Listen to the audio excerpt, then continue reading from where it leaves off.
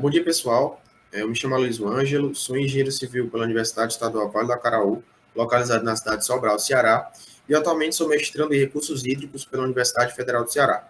Agora iniciarei a apresentação do meu trabalho, cujo título é Operação de um reservatório isolado, com consistência das garantias de alocação de água a longo e curto prazo, certo? Bem, este trabalho simulou a operação de um reservatório isolado no interior do estado do Ceará. Trata-se do reservatório Banabuiú, terceiro maior do estado, certo? Os objetivos do trabalho foi comparar as garantias e os efeitos de duas regras de operação. A operação padrão, sem racionamento, cujo objetivo é liberar água em volume igual à demanda de todos os usuários. E a política de racionamento conhecido como salvaguardas, caracterizado pelo zoneamento do reservatório e redução do abastecimento a fim de minimizar a probabilidade de racionamento severo no futuro, certo? Bem, com a simulação da equação do balanço hídrico, o volume armazenado em um determinado passo de tempo é igual ao volume armazenado no passo de tempo anterior, mais o volume que chega, que são as vazões de afluência, menos o volume que sai, que são a evaporação, a regularização e o vertimento, certo? Portanto, existem três situações possíveis. A primeira, quando o volume armazenado é maior que o volume mínimo e menor que o volume máximo, nesse caso é a operação normal. A segunda, quando o volume armazenado é maior que o volume máximo, é necessário o vestimento.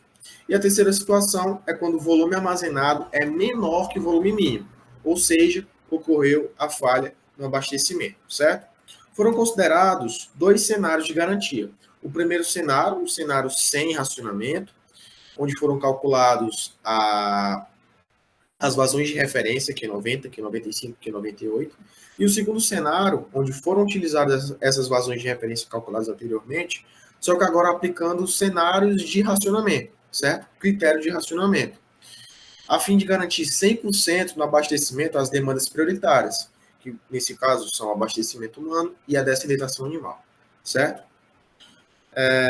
Pois bem, como resultados, observando a tabela 1, o primeiro cenário ele apresenta um melhor desempenho em relação às falhas e às perdas, como a gente pode observar aqui comparando as duas últimas colunas. Entretanto, ele apresenta falhas em relação ao abastecimento às demandas prioritárias. Já o segundo cenário, ele apresenta um bom desempenho em relação às demandas prioritárias, certo? Que é o intuito dele. Só que ele apresenta grandes déficits hídricos em relação às demandas não prioritárias, não atendendo assim as garantias estabelecidas para a definição das vazões de outorga, certo? Já quando a gente observa aqui a figura 2, é possível constatar que quanto mais restritiva é a operação do reservatório, maiores são as perdas por evaporação e por vertimento. Esse aumento ele é possível ser notado tanto quando a gente compara os dois critérios, né, de racionamento, sem racionamento ou com racionamento, ou quando a gente compara a questão da maior restrição, da maior garantia em relação às vazões de referência. Ou seja, quando a gente compara a figura A, a figura B e a figura C. Desse modo, foi possível concluir que as vazões de outorga, quando aplicadas em políticas de racionamento, não atendem às garantias mínimas.